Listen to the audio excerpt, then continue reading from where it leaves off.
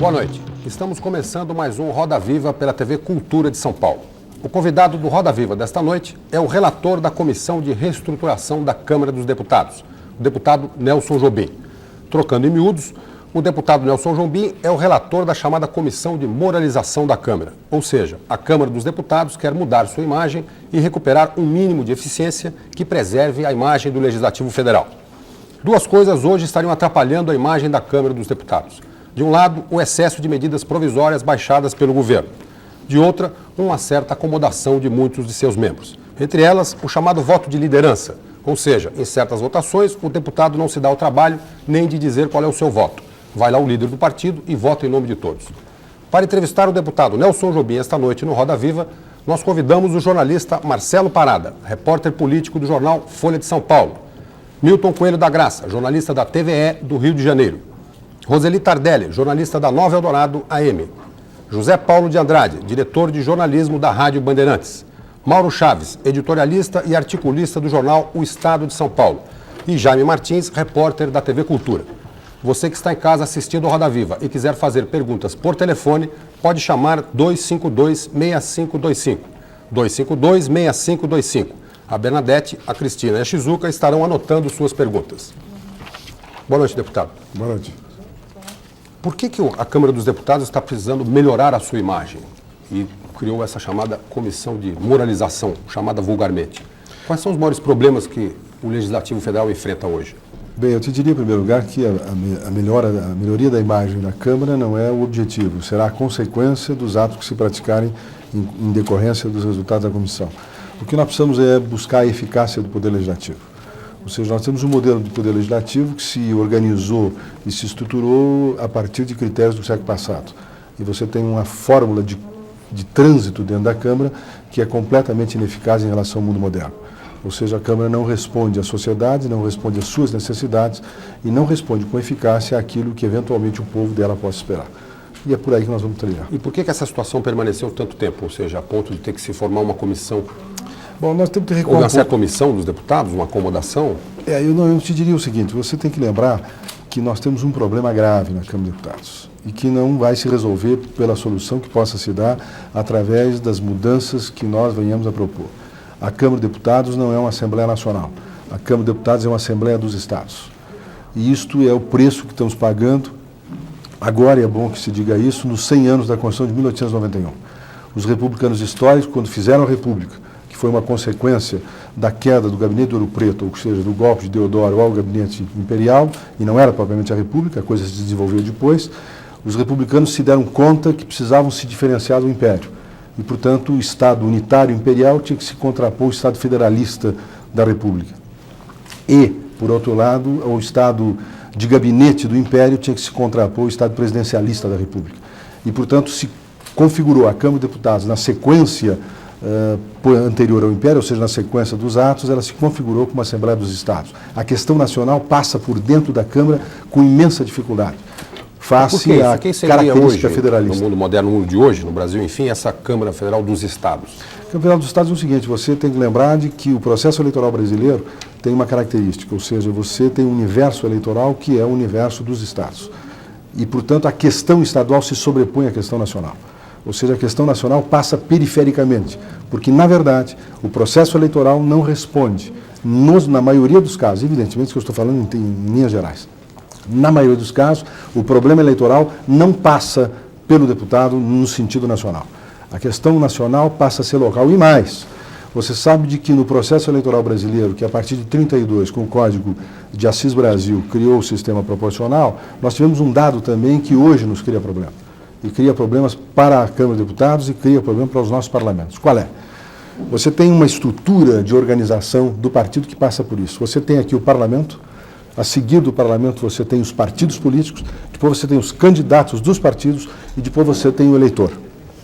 O partido, para ser vitorioso no parlamento, precisa da soma dos votos dos seus candidatos. Ou seja, há uma dependência do partido da soma dos votos dos seus candidatos. Logo, o burocrata do partido, no organizar, digamos, a lista dos candidatos à Assembleia Legislativa ou à Câmara de Deputados, ele busca otimizar a soma dos votos do partido. E daí eu diria o seguinte, esquematicamente nós podemos afirmar que este burocrata, quando examina a lista dos seus candidatos, ele primeiro passa por um padrão, que eu chamaria os candidatos de categorias. Na lista dos eventuais candidatos do partido A, diria o burocrata, está faltando o candidato que puxa os votos dos professores. Os professores públicos estaduais têm muita força, tem um sindicato, precisa botar um candidato de professor. Precisa botar um candidato à polícia militar, porque a polícia militar, a hora vota e tem uma organização muito forte. Temos que botar um candidato à polícia civil, temos que botar um candidato que represente os advogados, temos que botar um candidato que represente os exatores, temos que botar um candidato que represente determinados setores da sociedade. Depois do burocrata fazer esse levantamento, ele passa para o segundo tipo de candidato, que eu chamaria os candidatos de aparelhos, que são os senhores, ou seja, são aqueles comunicadores que usam a televisão, que trabalham na televisão, que trabalham no rádio. E aí busca, o líder do partido, portanto, vai atrás desse personagem. Aqui não tem nenhum candidato ainda. Não, exatamente, mas eventualmente poderiam ter sido convidados por partidos para tal. Entendendo, essa comissão de reestruturação ou de moralização, ela está pensando também numa reformulação eleitoral, porque o que o senhor disse agora exigiria mudanças desse tipo, exigiria uma mudança, uma modificação da legislação eleitoral em geral, não apenas mudanças regimentais no funcionamento do parlamento. Né? Eu separaria as coisas, evidente. Você vê, esta comissão visaria o Congresso internamente. Mas no momento que você começar a mexer com o Congresso internamente, você começa a mexer no sistema eleitoral. Você começa a verificar de que nós temos uma tradição eleitoral que vem de 1821, quando se elegeu no Brasil os representantes brasileiros às cortes portuguesas, e que passou por todo o sistema eleitoral do Império, e que veio pelo Marquês de Paraná em 1858, com a famosa lei dos distritos, a lei dos círculos, e aí você vem todo um processo evolutivo que conduziu, e isso precisa ficar muito claro, conduziu a uma Assembleia dos Estados e não uma Assembleia Nacional. Você tem imensa dificuldade. Eu, por exemplo, que sou deputado do Rio Grande do Sul, eu posso pensar o Brasil e posso pensar a questão nacional na medida em que o meu Estado me permite que assim eu faça.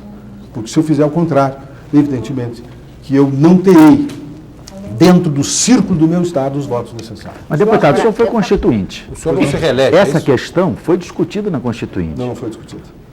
Por que não? Não foi discutido. Por que o voto distrital, que o senhor está fazendo quase um manifesto em favor do voto distrital, pelo menos do voto misto. O senhor está condenando o voto proporcional, sem entrar no mérito da questão, eu pergunto, por que a Constituinte não encarou de frente esse problema que vem desde discutiu, mas não passou. Por que não? O que faltou à Constituinte? Faltou basicamente uma visão às esquerdas. As esquerdas enxergavam no voto distrital a tentativa de vincular ou criar dependências para os setores locais. O que nós precisamos compreender é de que um sistema eleitoral não se inventa. Você não vai criar nunca dentro da universidade, dentro da ciência política, um sistema eleitoral. Você tem que buscar as razões históricas que levaram a isso. Observa bem, se tu me permitir a digressão, que é uma digressão. Por que os alemães criaram o sistema distrital misto? Claro e nitidamente por quê? Porque em 1949 o Conselho Aliado tomou uma decisão. Para a paz da Europa dependia da destruição da Prússia. Tanto é que o Conselho Aliado, em março de 49, declarou ao mundo que o Estado prussiano não mais existia. Por quê? Porque Danzig se transformava em Gdansk, na Polônia. Parte da Prússia ficava com a Alemanha Oriental e parte da Prússia com a Alemanha Ocidental. Depois, os aliados no mundo da Alemanha Ocidental dividiram a Alemanha em landes, em estados. Mas esses estados não correspondem a quê? Às antigas regiões germânicas. Os estados foram forjados e montados pelos aliados dentro da concepção atomizante. O que aconteceu com Konrad Adenauer, Theodor Heuser, Ludwig Erhard, todos os alemães de 49? Eles perceberam que precisavam, para que alguém pensasse a nação alemã, se depositasse esse ônus em alguém. Em quem? Nos partidos políticos. Daí porque a Assembleia Nacional Germânica, o Bundestag, teve uma formação que respondia à atomização que os aliados impuseram à Alemanha, mas também depositava nos partidos, nas listas dos partidos, a obrigação de pensar na nação. Nós não tivemos essa experiência. Observa bem, no momento que você tinha um Estado unitário imperial, no momento em que a América Latina se pulverizou em soberanias, respondendo à política inglesa da internacionalização do Rio da Prata, para assegurar a circulação dos barcos ingleses levando a prata boliviana para a Europa, o Brasil, a América Portuguesa, permaneceu unida. Simão Bolívar e São Martim foram rigorosamente derrotados na sua concepção de uma América hispânica. Mas nós ficamos perfeitamente unidos. Por quê? Por Pedro de Alcântara, Dom Pedro II, na família dos Bourbon. Havia segurado esta situação. O que os nossos republicanos fizeram? Foi exatamente, isto faz 100 anos, foi em 24 de fevereiro de 1891. Os republicanos jogaram como se reunidas as antigas províncias para criar um Estado que seria o Brasil. Basta ver as discussões do nosso Júlio de Castilho do Rio Grande do Sul com o Rui Barbosa na questão da discriminação de rendas. Basta ver a questão de ter a Constituição de 91 entregue aos estados a propriedade das minas e das terras devolutas. Basta ver a questão eleitoral. Você sabe de que a União Federal, a partir de 91, só legislava sobre eleições federais e não legislava sobre eleições estaduais. Tudo isso levou a uma pulverização que nós estamos pagando o preço. Mas teve um ilustre conterrâneo seu, que foi ditador deste país durante um curto período, de 15 anos, Sim. e que fez o processo exatamente inverso disso tudo. Quer dizer, ele colocou a questão da unificação, queimou as bandeiras como um símbolo da época, inclusive. E quando nós voltou a democracia em 46, nós fomos outra vez voltar ao que a República tinha feito. Exatamente. A Constituinte teve a oportunidade também de fazer isso. Eu acho que o senhor, eu gostei da sua explicação histórica, mas eu ainda não ouvi a sua autocrítica de Constituinte. Por que este erro dos republicanos, porque a Constituinte não se esmerou em ter uma legislação eleitoral que permitisse que o Congresso fosse realmente o espelho dos interesses das vontades nacionais? Porque, na verdade, é muito simples nós falarmos racionalmente sobre o processo histórico no momento que estamos vivendo.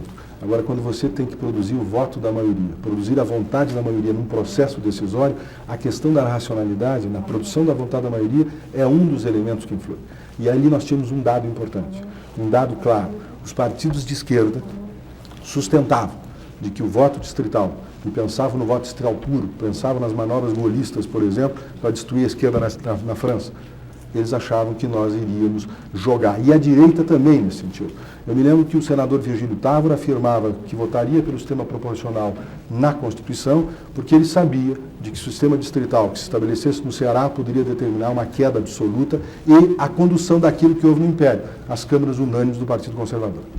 Então, veja bem, eu quero deixar muito claro de que esta reforma da Câmara passa por duas coisas. Uma são os elementos que compõem a Câmara. É a possibilidade de nós pensar o país. Isto passa por essa crítica. Passa por uma crítica que vai ao sistema eleitoral e que vai depender muito da capacidade de renúncia da nossa geração. Você citou um negócio importante. Você disse que Getúlio, a partir de 30, teve um compromisso de mudar a política dos governadores de Campos Salles, que veio daqui de São Paulo, e tentar estabelecer um pensamento nacional. Nós somos produtos de uma geração que era proibido pensar o Brasil de 1891, de 1899 até 1930.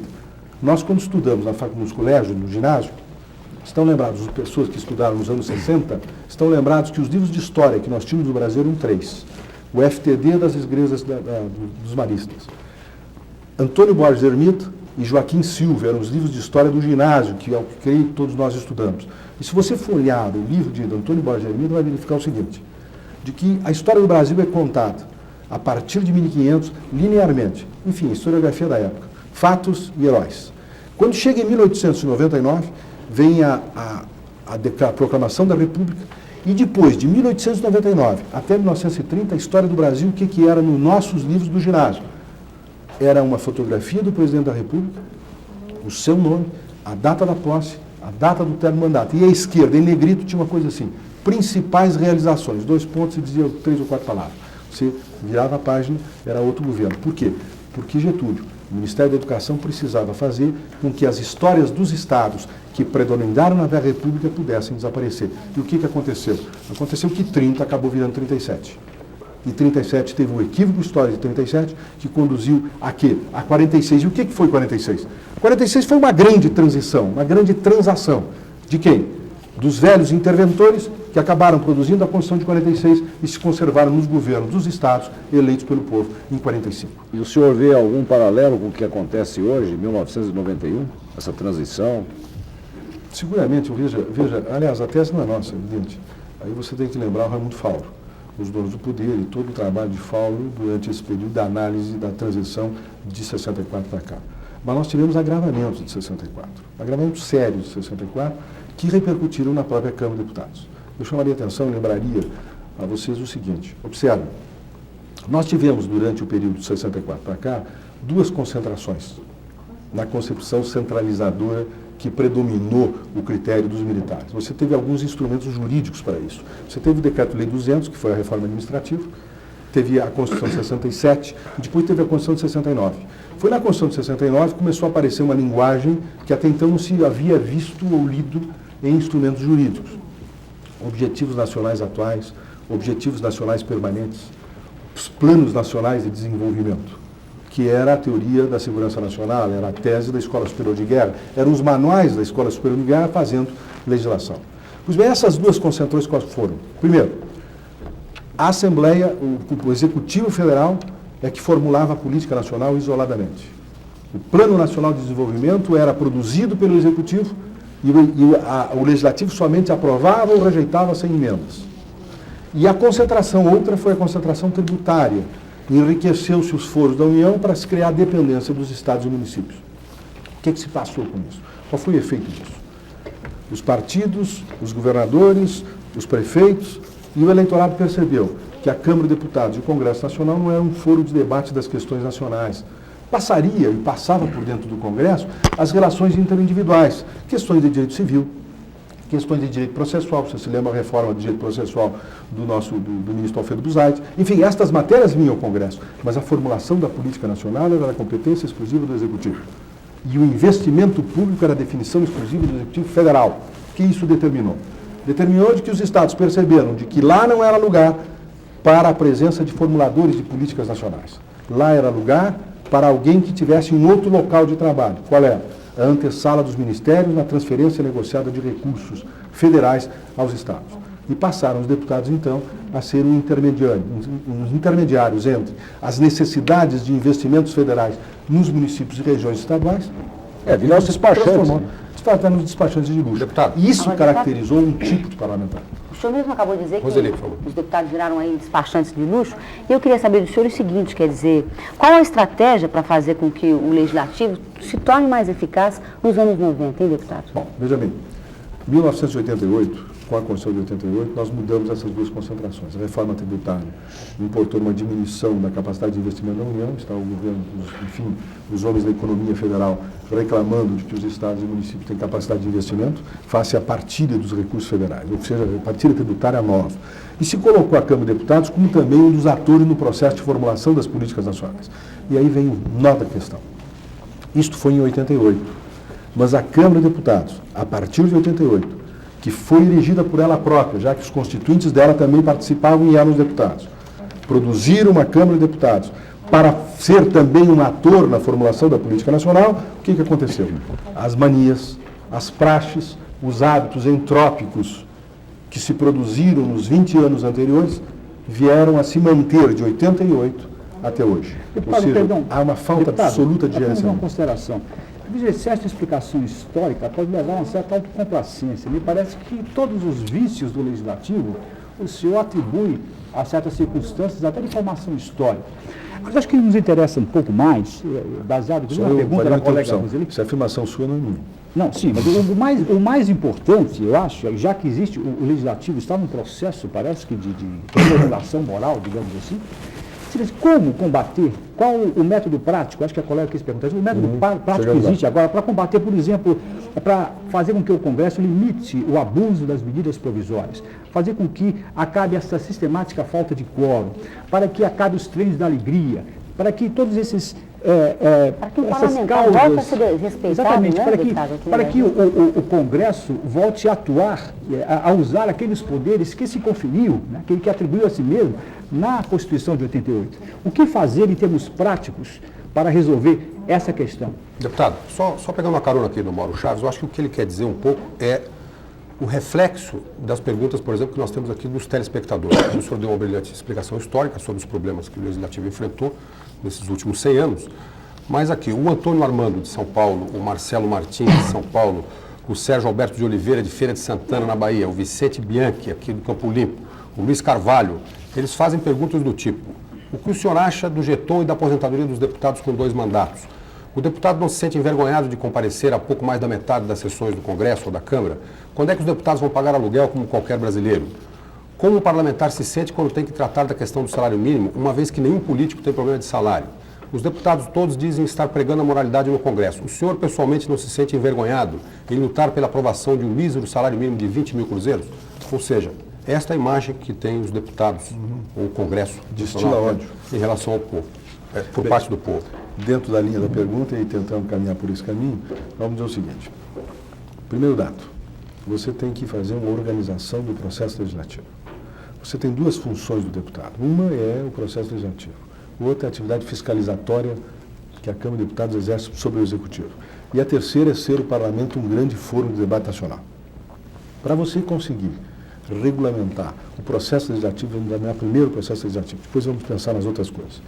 Você tem que haver uma grande programação do trabalho mínimo de um ano para a Câmara de Deputados. Eu tenho sustentado a necessidade de se fixar os dois tipos de prioridades básicas da nação. As prioridades no que diz respeito à legislação, as prioridades políticas e as prioridades jurídicas. É evidente de que não vai haver ninguém virá reclamar a regulamentação do Código Tributário Nacional. Mas isso é uma prioridade jurídica e não propriamente política. Você tem uma série de objetivos políticos e jurídicos que teriam que ser fixados pela Câmara de Deputados, pela mesa da Câmara, estabelecendo um programa mínimo de trabalho. E em cima desse programa mínimo de trabalho, você então desenvolveria toda uma atividade. O problema do quórum que você refere, eu posso te afirmar o seguinte, é equivocado se dizer que o quórum é decorrência da desídia ou mesmo da vagabundagem do parlamentar. Não é. O quórum é decorrente de um tipo de procedimento que se instaurou na Câmara com o voto de liderança. Este é o detalhe fundamental. O deputado, hoje, que não circula, que não participe da intimidade do círculo das lideranças e do círculo da mesa, ele é considerado no processo decisório como um número a ser computado quando a verificação de quórum. Não, ao contrário, deputado. O voto de liderança não surgiu para suprir a ausência do... Absolutamente. Não? Veja, o mecanismo, você sabe como é que surgiu o voto de liderança? Surge da seguinte forma.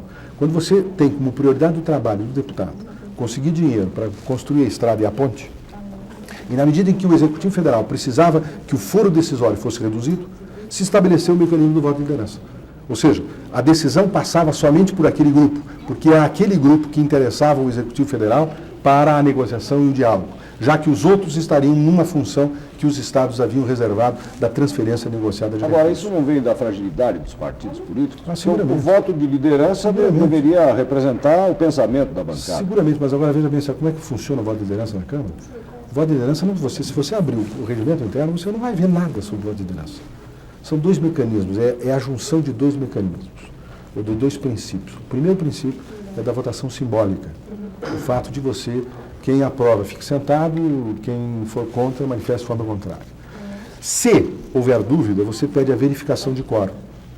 Mas tem um dispositivo no regimento da Câmara que diz que essa verificação de quórum só pode ser feita de hora em hora. Feita uma verificação de quórum, só poderá ser pedida uma nova verificação de quórum depois de uma hora. Neste período, entre esta hora, emerge o voto de liderança. A verificação do voto de liderança, como é que se faz?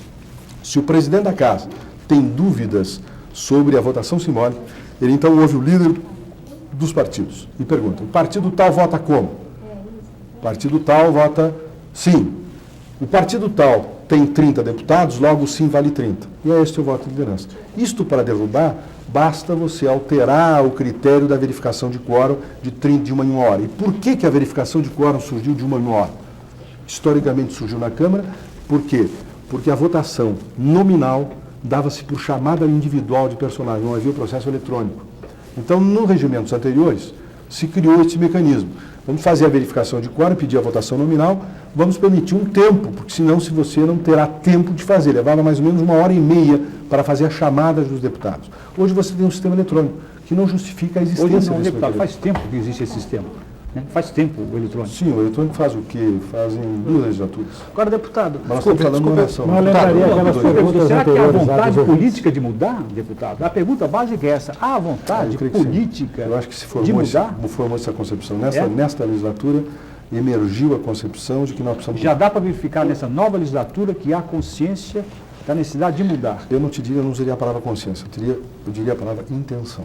O senhor acha que os Deputado, constituintes mas falharam? um pequeno Deputado, grupo O senhor ou acha que os majoritária? constituintes essa intenção? falharam nessa tentativa? Não, os Porque constituintes mais não. ungidos do que os A legislatura constituintes, do eu acho ano que passado, a legislatura da qual eu participei, se esgotou com a Constituição. Promulgada a Constituição, nós tivemos um equívoco de condução da mesa da Câmara de Deputados. A Câmara de Deputados paralisou por completo. Se tentou uma reforma regimental que fracassou. Eu fui o autor de um projeto de revisão de reforma do regimento interno. Foi uma comissão pluripartidária, participaram vários deputados de vários partidos, deputados interessados nesse assunto.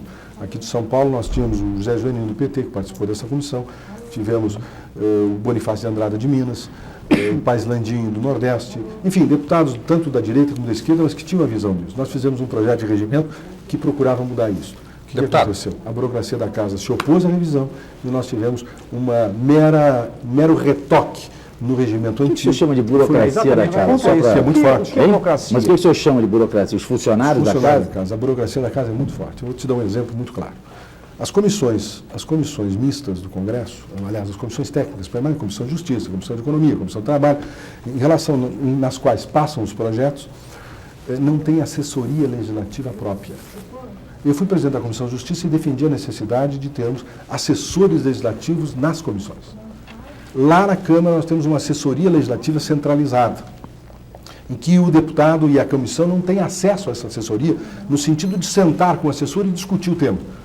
Você tem que, burocraticamente, pedir o parecer... O presidente da comissão não pode requisitar um funcionário? Negativo. Não. Então, veja bem, o que aconteceu? Nós tentamos, nesse regimento, criar exatamente isso. Pulverizarmos essa assessoria centralizada e cada comissão teria, fisicamente, inclusive, o assessor junto à comissão. O que aconteceu? Criaram uma figura de unificação controlada. Por quê? Porque há um medo incrível, por parte da burocracia da casa, de se interpenetrar com o parlamentar. Se você examinar o crescimento da burocracia da casa na área do assessoramento legislativo, do apoio legislativo, com a área administrativa, vai verificar o inchaço da área administrativa em detrimento de uma melhoria dos quadros na assessoria legislativa. Mas a burocracia da casa só pode fazer isso, deputado, me perdoe, com a conivência da mesa da Câmara. Então, o senhor está dizendo que o deputado Ulisses Guimarães foi conivente com essas manobras da burocracia da casa. Não, eu não posso afirmar isso. Eu não te afirmaria isso. Eu te diria o seguinte, que o doutor Ulisses, quando usou todo o seu poder para fazer a Constituição, ele largou exatamente no momento que não podia largar. E aí surgiu o Paes de Andrada. Deputado, desculpa, quase no final da legislatura, deputado, um deputado lá votou aquele votinho, alguém votou, hein? O pianista reapareceu. Todo mundo sabia que ele não estava na Câmara, foi um deputado do PFL. O deputado Ricardo Duda fez um pronunciamento fantástico, afirmando que o homem estava na Câmara quando ele já estava em Belo Horizonte, né, foi visto em Belo Horizonte. Agora, o que assusta o eleitor brasileiro, o jornalista, é por que o senhor não protestou? Por que nenhum outro deputado se levantou e disse isso é uma vergonha desta casa? Por quê? O senhor protestou? Não publicaram? Aliás, deputado, está faltando assessoria de relacionamento com a imprensa. Só um minutinho, desculpa. Volta e meia, a imprensa é culpada da imagem. Paulo, por favor. Só um minutinho. O deputado não terminou a pergunta aqui, tinham 5 telespectadores, tem mais 2, Nivaldo Ramos de Santo André e Vitor Hugo de Oliveira, aqui de São Paulo, sobre essa questão da imagem dos deputados e da moralização da Câmara. Os dois voltam a falar da questão da aposentadoria. Um trabalhador comum se aposenta com 35 anos de trabalho e qual o desgaste que tem um deputado para se aposentar em apenas 2 mandatos. Agora, seria essa importante questão específica, mas a imagem, quer dizer, por que tem essa imagem seria dos importante deputados? dizer para o deputado o porquê dessas perguntas, né? Que recentemente aqui na Assembleia Legislativa foram derrubados os vetos do governador Quércia ao projeto que acaba com a carteira parlamentar. Então, claro, o telespectador está interessado em discutir o parlamento de uma maneira geral. Mas essa questão se refere mais aqui à Assembleia Legislativa de São Paulo, embora nós tenhamos notícia lá do Instituto de Previdência Congressista, aquele problema todo com o deputado Carioca, que acabou até renunciando ao mandato. Né? Mas realmente essa imagem passa. Agora, o senhor acha que a imprensa colabora para o detrimento da imagem do Congresso? A Câmara o parlamento tem os seus defeitos, nós temos que combater isso. O senhor tem absoluta segurança e razão de transmitir isto. Agora, eu também deveria dizer de que, na medida em que nós tivermos a possibilidade de espaços para trazer para dentro da casa exatamente a grande discussão nacional, nós superaríamos isso.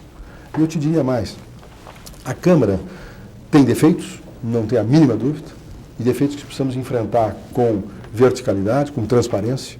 Todas essas questões que são postas são fáceis de enfrentar, realmente são fáceis de enfrentar. O problema é saber o seguinte, e aí vem a sua ponto. Há vontade política para isso? Há realmente um compromisso nacional no sentido de parte dos deputados propriamente dito e de parte do próprio eleitor, quando em muitas vezes pode inclusive vender o seu voto? Ou você acha que não? Agora, o senhor representa o partido com a maior bancada. O PMDB tem uma participação. Hoje o bloco, o PFL e o PRN tem uma bancada. Mas o PMDB, mas o PMDB também não consegue O senhor está me assustando, Não, deputado. O senhor está admitindo a possibilidade que a maioria do Parlamento Nacional é formado por compradores de votos? Não posso afirmar isso, mas grande parte sim. Sim, mas se não for a maioria, pelo menos estamos Temos uma ficamos parcela. mais sossegados, temos uma esperança. parcela, temos uma parcela O séria. senhor podia dar essa garantia para nós? Porque o Não, senhor vai ser garantia não dou. o senhor vai ser o relator garantia da não. comissão de reestruturação da Câmara dos Deputados. Informação importante. O senhor não der essa garantia? Essa renovação de mais de 60% que houve no Congresso, isso faz com que nós possamos ter alguma esperança de que mude, ou que haja essa consciência política. Vamos ser transparentes sobre o número. Quando você diz 60%, você está fazendo uma referência de Aos antigos. renovação nominal. Nominal, exato, Verdadeiramente nominal. Na verdade, nós temos uma renovação de 20%, ou seja, pessoas que vieram de outras funções privadas e que não eram políticos. Porque nós temos o quê? Temos governadores que voltam, que entram. Temos ex-deputados que retornam, temos deputados estaduais que foram eleitos deputados federais, temos vários prefeitos que foram eleitos deputados federais. Então você tem um conjunto de gente, de pessoas que já operam na área política há mais tempo e que, portanto, entram no Congresso. Então a renovação, no sentido de não ser político tradicional, é de 20%, não passa disso. 18, vamos quebrar. Então isso é para a gente ter menos esperança, então. Eu não te diria que tem menos esperança, veja bem, o que eu queria dizer a você é o seguinte, é de que na medida em que nós tivermos consciência, e isto é que passa por dentro da Câmara, Nós, eu falo nós parlamentares. nós parlamentares, tivermos consciência das nossas deficiências e passarmos a colocar a questão nacional como questão preliminar e questão prévia de toda a área do debate, e de todo o trabalho político partidário, nós eventualmente, vejam que eu não estou assegurando, eventualmente conseguiremos produzir uma Câmara eficaz. E tem mecanismos efetivos de produzir a Câmara eficaz. Eu quero te chamar a atenção o seguinte, como é que se aposta no processo legislativo hoje? O processo legislativo na Câmara se dá por geração espontânea. E você sabe que eu fui presidente da Comissão de Justiça, e dentro da Comissão de Justiça passaram 5.000 projetos de lei. 5.000 projetos de lei. Vamos categorizar esses projetos de lei. Você tem aqueles projetos chamados projetos que eu denomino projeto estatística, em que o deputado apresenta para que no fim do ano o jornal do seu local, o jornal da sua cidade, diga, olha, ele apresentou 400 projetos, ou apresentou 100 projetos, ou apresentou 20 projetos. Mas que não tem o sentido de desenvolver, de transitar, tem o sentido só de ser computado como número na estatística. Depois você tem o projeto categoria, que é a regulamentação, por exemplo, da profissão dos despachantes de trânsito, que houve um projeto lá, que não tem o mínimo sentido no real, efetivo, de regulamentação, mas tinha o sentido de quê? De você apresentar o projeto, pegar aquele modelo, aquele avulso, que é a publicação do projeto pela Câmara, e distribuir esse avulso nas categorias. Depois você tem o projeto região, que é o projeto do deputado que quer mudar o nome da estrada, que quer que a estrada de rodagens que está sendo construída da cidade A à cidade B dobre à direita para passar pela cidade C. Até agora foram só Lixoeiros que você mencionou, os 3 casos. Claro, são todos eles. São todos eles projetos que respondem a esse tipo de coisa. Pois bem, esses projetos, juntamente com os demais projetos que têm um sentido nacional, são projetos que tramitam na Câmara igual aos outros. Ou seja, você tem um conjunto de coisas que acabam não tendo sentido, mas que acabam trancando. Eu vou te chamar a atenção. O projeto de regulamentação das medidas provisórias. Somente agora é que conseguimos colocar em pauta para a votação. Há quanto tempo está rolando? Isto aí foi apresentado, o projeto primitivo, o primeiro projeto que eu apresentei, que decorreu de um projeto do Conselho Federal da Ordem dos Advogados do Brasil, é de março de fevereiro de 1990, antes do presidente Collor assumir o governo. Deputado. Se apresentou a esboço do projeto. Depois eu fiz uma negociação com vários deputados do PFL, do PDT, do PT, e como fizemos esse projeto que hoje está em circulação, que aparece o meu nome como autor, mas na verdade são vários autores. Eu, o deputado José Serra, o deputado César Maia, o deputado Plínio de Arruda Sampaio, a deputada Sandra Cavalcante, Oscar Correia, que são os autores do projeto. Quer dizer, um ano depois está entrando na pauta. Mas essa regulamentação esbarrou na falta de vontade de regulamentar a MP, né? Realmente na vontade de deixar que o governo vá governando. Há alguma coisa importante que nós temos que ter. Nós devemos deixar muito claro também de que o governo abusa de medidas provisórias, não tem a mínima dúvida disso. Todos nós não temos. Porque o Congresso deixa, doutor. Agora, é isso aí que eu ia dizer. Vou falar Basta a nisso, palavra. deputado. Ou seja, nós temos culpa nisso, porque os espaços certa políticos da conivência, né, Câmara deputado? acabam não sendo ocupados. Por quê? Porque a Câmara não se organiza internamente Conivência, de maior privilegiar as responsabilidade, questões. Porque se fosse regulamentar a medida provisória, se houvesse restrição ao uso dela, evidentemente não haveria. A situação Esse atual abuso. do Legislativo lembra do período em que o país era governado por decretos-lei. 80% das leis aprovadas neste primeiro ano do governo Collor são provenientes do Executivo. O senhor vê alguma possibilidade de se sair dessa situação no Legislativo sem antes regulamentar o uso abusivo de medidas provisórias? São duas medidas. E mais, o senhor vê possibilidade da mesa da Câmara cumprir o compromisso de aprovar essa regulamentação em regime de urgência? Bom, em primeiro lugar, eu quero dizer o seguinte: não basta você regulamentar as medidas provisórias tucur. Não basta você dizer que o governo não pode usar medidas provisórias nos tais temas e que não pode reeditar das formas A ou B ou C. Não basta isto. É necessário também que a Câmara passe a ocupar os espaços legislativos que a Constituição de 88 lhe deu. E para isso nós precisamos de um trabalho de reforma. Né? É uma iniciativa de reforma, ou seja, precisa o presidente da Câmara, e vai fazer isso, o deputado Ibsen tem esse compromisso, de sentar junto com as lideranças e dizer, olha, as prioridades legislativas da Câmara para este ano, mínimas, são as seguintes. E começa a priorizar o trabalho legislativo em cima daquilo que é vital.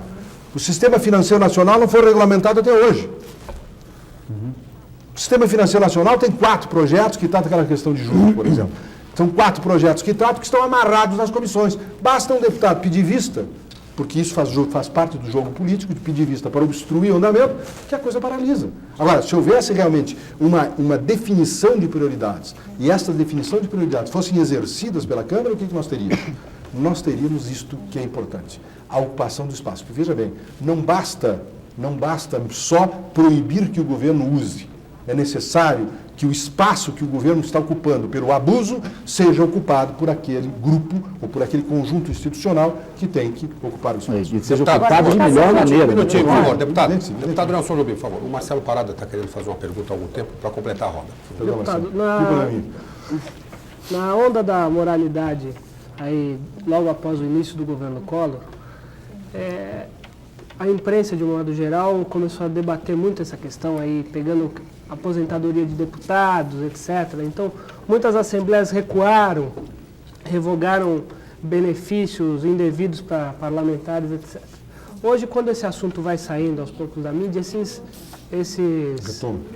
benefícios vão voltando com força total. Ainda aqui em São Paulo, como o Zé Paulo mencionou, os deputados derrubaram o veto do governador Quércia.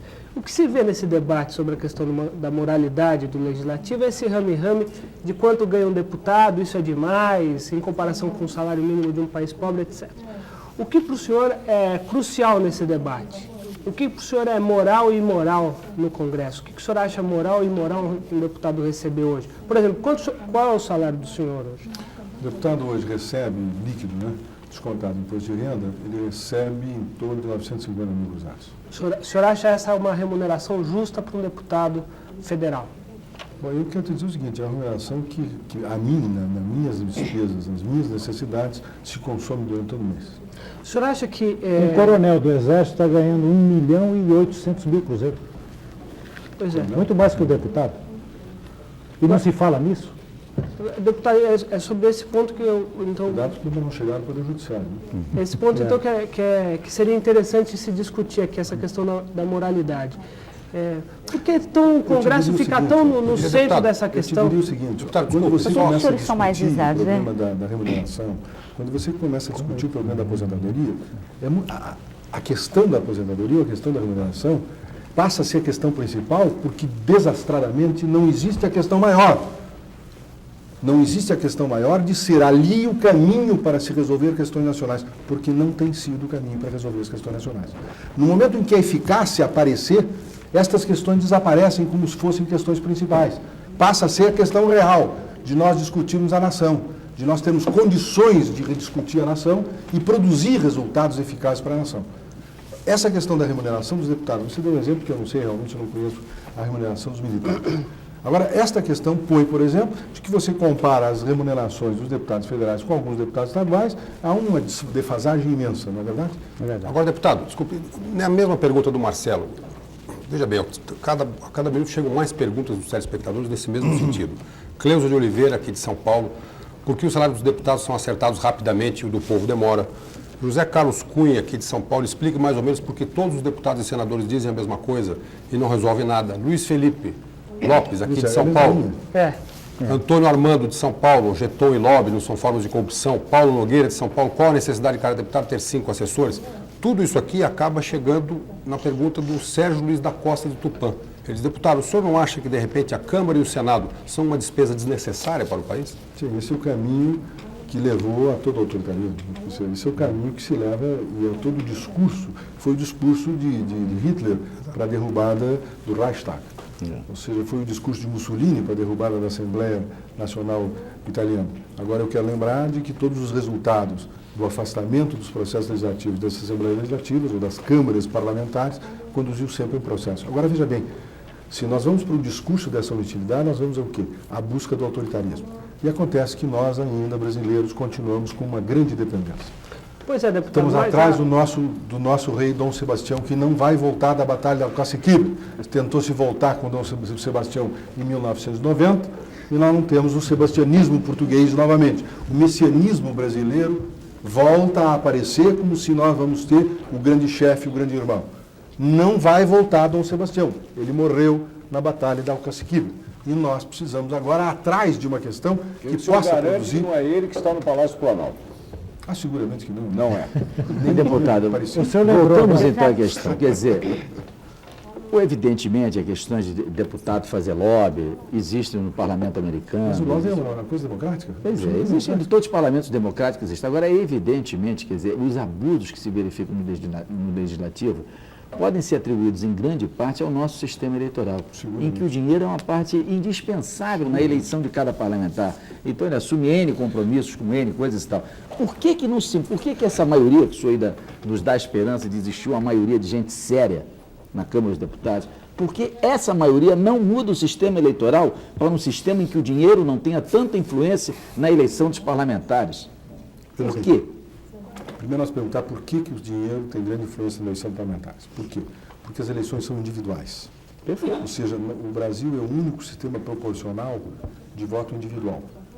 Os outros sistemas proporcionais são de voto de lista, em que o meu inimigo numa campanha eleitoral não é o candidato da minha região do outro partido, é o candidato do meu partido que é o meu inimigo. Ou seja, no processo eleitoral brasileiro nós temos o quê? Os indivíduos. E você não tem um discurso partidário, você tem um discurso parlamentar de candidato a prefeito. Tanto é que você observa que o deputado federal, que o deputado estadual, que o vereador, quando faz a sua campanha eleitoral, ele faz discurso de executivo. Ou seja, vou resolver o problema da ponte, vou resolver o problema do esgoto, vou conseguir resolver o problema do leite, vou resolver o problema do salário. Isso é matéria do executivo. E todo o discurso do parlamentar é mais ou menos dentro dessa linha. A maior parte dos discursos se fazem em cima de uma visão clara e nitidamente do executivo. E isto por quê? Porque é impossível você ter, dentro do contexto brasileiro, um partido nacional. Você não tem um partido nacional, em primeiro lugar. Segundo lugar, Nós dentro tínhamos daquele esquema inicial que nós falamos... Tínhamos no Império. O quê? Tínhamos no Império partidos nacionais. O Partido Conservador, o Partido Liberal era o quê? Era Não, o Rio de de Janeiro. certa maneira tínhamos uma ideologia comum a todos os partidos Depois se estaduais. implodiu com a proclamação da República. Sim. Né? Você tiveram os velhos partidos republicanos. Quer dizer, eles são Paulista, possíveis, eu só quero colocar, o PT é um partido nacional, Lógico, isso o PCB é um possível. partido nacional. Agora, você terá essa possibilidade na medida em que o PT se estende com o partido eleitoral de massa, você começa a sentir as influências do processo legislativo.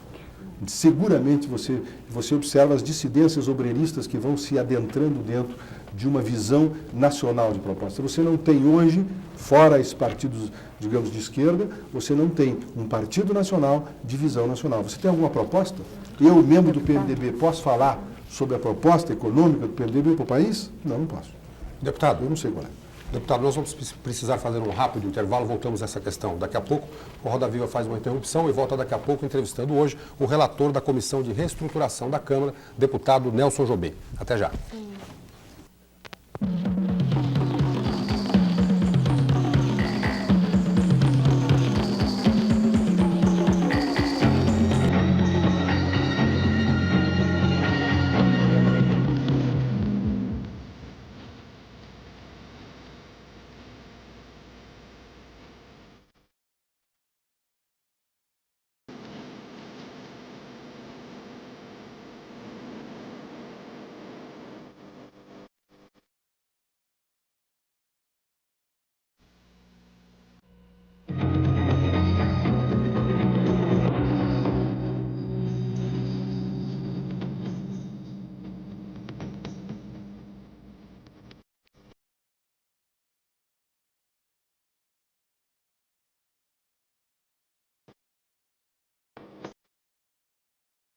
Voltamos com o Roda Viva, que hoje está entrevistando o deputado Nelson Jobim, relator da Comissão de Reestruturação da Câmara dos Deputados. Deputado, o telespectador José Belmiro Claim levanta a questão da representatividade parlamentar. Ou seja, ele pergunta o que pode ser feito para evitar que um deputado do Norte possa ser eleito com 10 mil votos, enquanto um deputado do Sul necessita de 100 mil votos e os dois, a rigor, têm o mesmo voto, o mesmo peso na Câmara dos Deputados. Ele retoma, a minha pergunta do telespectador retoma o problema de 1977, pacote de abril de gás de 1977, onde se agravou esse problema. A divisão dos estados, a divisão das bancadas da Câmara pelos estados, que passava pela concepção pulverizante, atomizante da República, mas que já vinha do Império, porque o Império também era desta forma, mas a vinculação era em relação à população e ao grupo e ao eleitorado, então você tinha uma representatividade. Em 1977, no pacote de abril, enquanto todos nós, e aqui vem uma meia-culpa, eu era presidente da subseção da OAB de Santa Maria, na minha cidade, no Rio Grande do Sul, e discuti longamente com o então vice-governador do estado de São Paulo, o professor Manuel Gonçalves Ferreira Filho, que circulou o país todo defendendo aquele pacote de abril, principalmente aquele problema das medidas de emergência e dos atos de emergência para intervenção. Pois bem, lá naquele momento, Geisel fez uma alteração que ninguém se tinha dado conta. E a alteração era colocando um mínimo de 5 deputados e um máximo de 55 deputados, para uma Câmara de 429 membros. Esse mínimo, esse máximo, para um máximo de 459, determinou essa distorção que você referiu. Agora tem que botar uma coisa na cabeça. Uma coisa tem que ficar muito clara. Para alterar isso, nós precisamos ter voto. E não teremos voto para modificar essa disparidade entre o Norte e o Sul. Por quê? Porque em 77, o Norte e o Nordeste passou a ter maior representação relativa dentro da Câmara e isto se agravou em 1982 com a emenda constitucional número 12, em que o mínimo de 5 passou para o mínimo de 8 e o máximo de 55 aumentou para o máximo de 60. E aí nós temos hoje todos os estados da federação, inclusive os criados pela Constituinte ao transformar os territórios em estados, nós temos um mínimo de 8 deputados. Então você hoje tem 508 deputados na Câmara e você tem 320 deputados do Norte, Nordeste e Centro-Oeste. A mais grave disso é que os 8 menores estados têm 64 votos e tem menos de 1/3 da população de São Paulo, que só tem 60 deputados, devia ter 109. Claro, agora, se fosse o voto, fosse igual para todos os estados. Se nós começarmos o debate de uma reforma constitucional em cima desse discurso, seremos derrotados nem unidos. Você acha que mudar essa situação é impossível? Pelo voto é possível. Como é que você vai pretender que os 320 votem para a redução do seu próprio número de personagens? E a solução, cada um dos 320 do mandado de junção? O deputado Zé Serra tinha entrado com o mandado de junção que chegou ao Supremo e o Supremo devolveu. Quer dizer, o Supremo perdeu a oportunidade de usar o mandado de junção, né? Devolveu para o Congresso. Posso fazer uma retificação? Não devolveu para o Congresso? Não, posso fazer uma retificação só para não fazer a acusação agora ao Supremo. Podemos fazer depois. Mas o que aconteceu? O Supremo Tribunal declarou o seguinte, que isto teria que ser resolvido pelo processo legislativo, tinha que ser votado, e que esta votação deveria se dar em tempo útil. Esse foi o resultado, mandando ao Congresso que em tempo útil produzisse a votação. O professor Miguel Reale Júnior ingressou em Brasília, na semana passada, com uma reclamação por descumprimento da decisão do Supremo. Agora que a sua questão de que o Supremo vai ou não enfrentar o problema da não votação da lei complementar... Mas o senhor que foi constituinte, o senhor que redigiu a Constituição, foi criado o tal mandado de junção, que é a grande novidade, tá certo? O mandado de junção é justamente para que o Judiciário possa fazer cumprir a Constituição quando o Congresso não regulamenta certos dispositivos constitucionais. Então não haveria a possibilidade de o Judiciário determinar isso, que é uma coisa muito difícil, como o senhor mesmo disse, quer dizer, pela composição atual do Congresso não vai sair nunca, não vai mudar isso nunca. Não haveria a possibilidade de o Supremo, interpretando a Constituição, atuar através de um mandado provocado por um mandado de junção. Agora, isso aí resolve o problema de cumprir a Constituição quando aumentou o número de 60 para 70. Mas se você fizer as contas, vai verificar que o problema maior continua o mesmo, porque o Sul não vai ter maioria em relação ao Norte e Nordeste. Vamos deixar bem claro isso. A Bahia aumenta em 2 deputados e o Sul, o Rio Grande, aumenta em 2, São Paulo de 60 passa para 70, o Paraná se mantém mais ou menos igual, Minas Gerais se aumenta 4 e você vai continuar o mesmo problema. O problema que eu estava respondendo é de que você, dentro do Congresso, mesmo na revisão constitucional com voto paritário, nós não temos números de votos do Sul e o Centro-Sul, o Sudeste não tem um número de votos suficiente para mudar esse esquema. Isto só uma revolução. Seja, quer dizer, no fundo, uma cisão a única do processo possibilidade, em lugar de reduzir o número de deputados do Norte e Nordeste, seria gradativamente ir aumentando o número de deputados do Sul e do Sudeste? Se nós precisamos saber uma coisa, de uma coisa. Nós queremos fazer uma coisa ou não queremos fazer?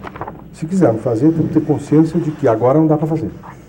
Então, se você começar a mudar o sistema eleitoral, como tinha proposto, não tinha referido o Milton, tinha referido o Milton. Nós fizemos uma mudança no sistema eleitoral e começarmos a criar as condições de passar por dentro da Câmara a questão nacional, você começa a despregar ou descolar os deputados e os partidos dos regionalismos. E no momento em que você descolar os deputados e os partidos do regionalismo, você cria a condição de que a Câmara seja representativa da nação e não representativa dos estados membros que compõem a federação. Deputado, na linha da preocupação dos telespectadores com relação assim a problemas que desonram ou desmoralizam o Congresso, eu lembraria que quando o presidente da Câmara Municipal de São Paulo, o agora senador Eduardo Suplicy Matarazzo, adotou uma série de providências que contribuíram, assim, pelo menos durante um bom período, para a moralização do Legislativo Municipal.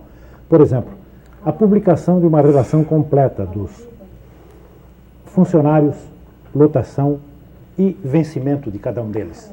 Publicação mensal de um relatório assim das compras e das quantidades e dos preços dos materiais de consumo adquiridos pela Câmara Municipal.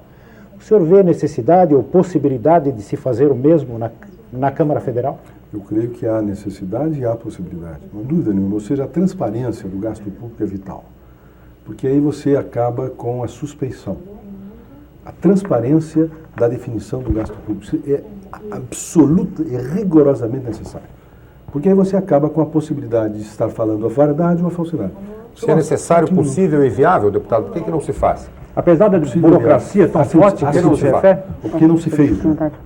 Nós tentaremos fazer. Até retomando isso, deputado, retomando dessa essa questão da eficácia do Poder Legislativo, o senhor disse que existe vontade política para hoje, efetivamente, tornar a imagem do Legislativo mais justa, mais séria, mais coerente, digamos assim. Vamos dizer o seguinte, eu gostaria de só fazer uma observação na tua pergunta, porque senão você me coloca dentro de uma prisão que os elementos da tua pergunta me conduzem. Sim. O que se visa não é recuperar a imagem do Legislativo, o que se visa é recuperar a eficácia do Legislativo, que terá como consequência a imagem do Mas isso também Deixa eu só... Isso é uma consequência. Deixa eu só concluir minha pergunta, Mauro. Você quer abrir a porta? Deputado, olha, então, nesse sentido, quer dizer, quanto por cento dos parlamentares eleitos pensam como o senhor? Querem aí recuperar a eficácia do Poder Legislativo? Quantos? Olha aqui, veja, eu não posso te dizer números. Não posso dizer por uma razão muito simples. Quando nós fazemos o discurso da generalidade, todo mundo concorda. Eu quero saber quando se criar os mecanismos para se atingir o objetivo mencionado na generalidade, é que nós vamos conhecer as pessoas e os personagens. Eu, quando advogado, afirmava uma coisa curiosa. Uma vez eu fazia uma pergunta para um cliente meu sobre: conheces o fulano de tal? É um bom sujeito? Ele diz assim: não sei, ainda não herdei com ele.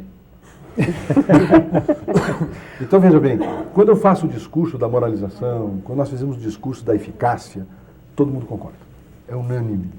Mas ali no corredor, ali, quando o senhor vamos se identificar as medidas efetivas e reais, quem é que vai entrar nesse barco. No cafezinho, o que o senhor discuta no cafezinho? No corredor, o que o senhor sente? Tem essa preocupação? Todos têm a preocupação real. Agora, eu quero Deputado saber... Roberto Cardoso Alves? Todos. O Robertão é onde mais difícil, né? Deputado, o senhor lembrou agora... A maioria está nesse sentido. Agora eu preciso saber, e aí que vem o ponto, e a mais urgência. Nesses 90 dias nós temos que produzir, não a afirmação da necessidade da reforma, nós temos que produzir os elementos fixos, reais, concretos, as reformas efetivas que, a nosso juízo, conduziria à eficácia. Quais seriam essas reformas, deputado? Quem é que vai fazer? Vou te dar um exemplo. Linhas Gerais. Um exemplo do processo legislativo, por exemplo.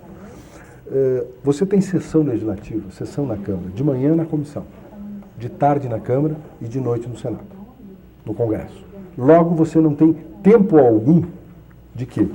De produzir alguma coisa que não seja estar presente nessas sessões. Primeiro dado, compatibilização desse tipo de tempo e de espaço. Segundo dado, divisão de tarefas. Você não pode pretender que o parlamentar seja legislador e, ao mesmo tempo, seja fiscalizador das atividades do Executivo. Nós temos que dividir as tarefas. Ou seja, parlamentares que teriam como prioridade a legislação e parlamentares que teriam como prioridade a fiscalização. Terceira situação, a organização da pauta. Eu estou aqui presente, neste momento, numa segunda-feira à noite.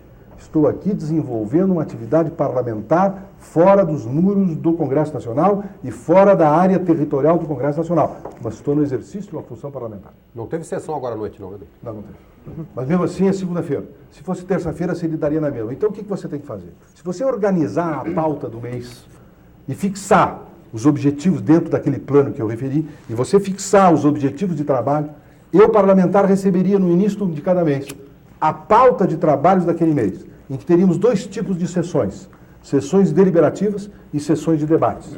E nós conheceríamos quais eram as matérias que estariam em debate e quais as matérias que seriam votadas nas sessões deliberativas. Recebendo a pauta, os pareceres, eu teria condições, como parlamentar, de participar do processo decisório. Sabe como é que acontece hoje? Hoje você recebe a pauta da sessão na hora da sessão.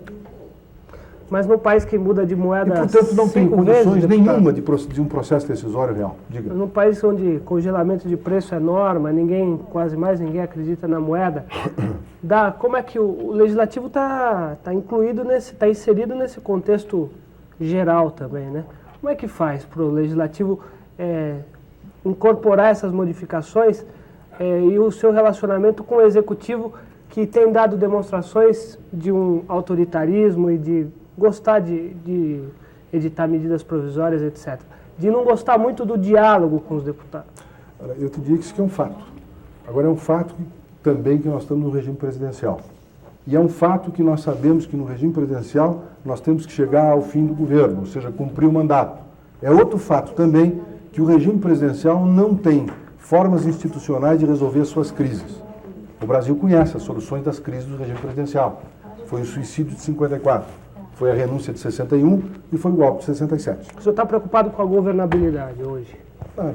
E ao partir do pressuposto dessa preocupação, o diálogo que possa se produzir dentro do Congresso é vital. Vejam, a possibilidade de nós discutirmos a questão nacional como um grande fórum nacional dentro do debate, o tal entendimento nacional, que ao fim e ao cabo era um entendimento paulista, porque os obreiristas que estavam no debate eram de São Paulo e os empresários que estavam no debate eram de São Paulo. Tudo isso fracassou. Fracassou por quê? Por falta de legitimidade? Por falta de entendimento? Por falta de transparência na discussão? O que nós tínhamos era uma corda de força, ou seja, um cabo de guerra, em que todos puxavam para lados opostos. Se nós conseguimos levar isso para dentro do Congresso, mas para isso precisamos otimizar o trabalho do Congresso. Ou seja, temos a lucidez de nos preocupar com questões pequenas dentro do Congresso, mas que são operacionais. Eu quero dizer a vocês o seguinte: eu tenho uma convicção, e a convicção democrática, de que nenhum de nós tem razão. E para que nós possamos produzir alguma coisa, nós precisamos acertar as regras do jogo, as regras do processo. Criar um processo e um procedimento que possa produzir o resultado, que seja o resultado de um processo e de um procedimento que tenha a comunhão de todos. Porque se nós afirmarmos de que nós temos razão, nós voltamos àquela concepção, digamos, quase que tomista, daquela binariedade entre o verdadeiro e o falso. Se nós assegurarmos um processo real de produção de vontade, de decisão, e acertarmos a regra do jogo, nós vai acontecer o seguinte: todos nós vamos jogar e chegaremos ao fim do jogo. Agora, o que acontece? Ninguém respeita a regra do jogo. E no momento que ninguém respeita a regra do jogo, e alguns ocultam a regra do jogo, o que passa? Todos sentam para trás e ninguém joga. Às vezes me parece que o senhor usou agora de pouco uma figura expressiva de linguagem a respeito da atual situação no Legislativo. O deputado, no sistema atual, reduzido a um simples número à disposição do líder da bancada a fim de ele definir a sua força no plenário, força de votação. Como o deputado encara a possibilidade de fortalecimento da atuação das comissões legislativas, as comissões técnicas, com assessorias próprias, a fim de que se cumpra a sua missão constitucional de poder decisivo no Congresso?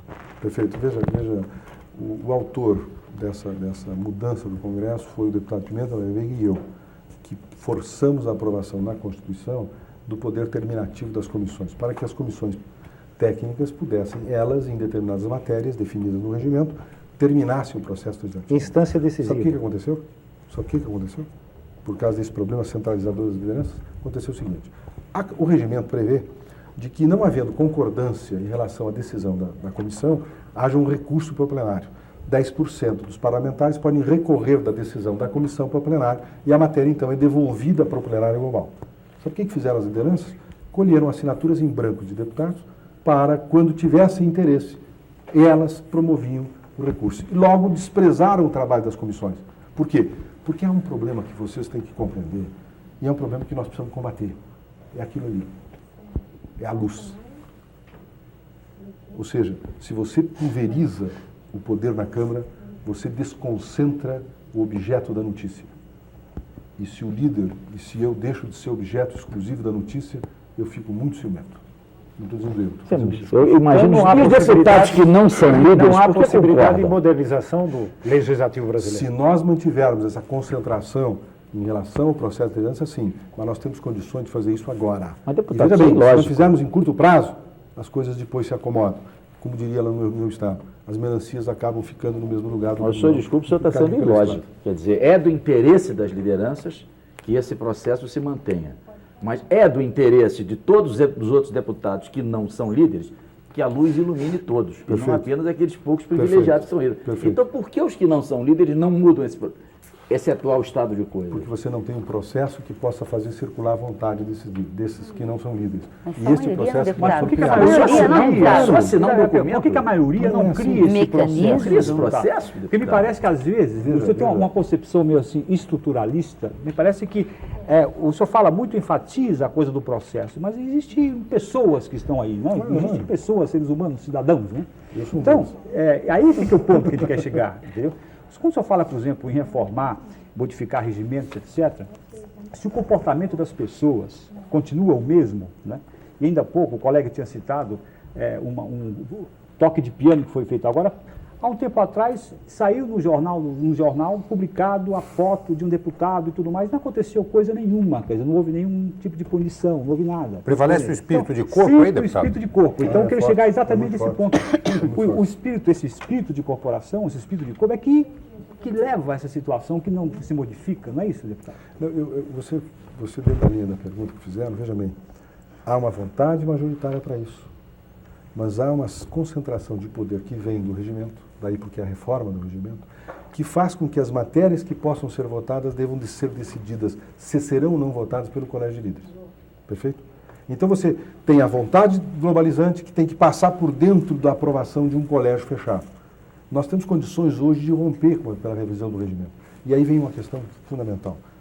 Só saberemos reais dos líderes que temos, aqueles que realmente estão comprometidos na medida em que eles a comprarem essas ideias que forem produzidas nesses 90 dias. Por que o senhor diz nós temos condições hoje? Por que hoje? Temos condições hoje porque a nação voltou os olhos. Vejam o tempo que nós estamos ocupando debatendo esse assunto nesse programa. Qual é o tempo que os senhores ocuparam nos últimos Os deputados estão vendo isso? Não havia espaço para isso. Agora está havendo espaço. E está havendo espaço, e sabe por quê?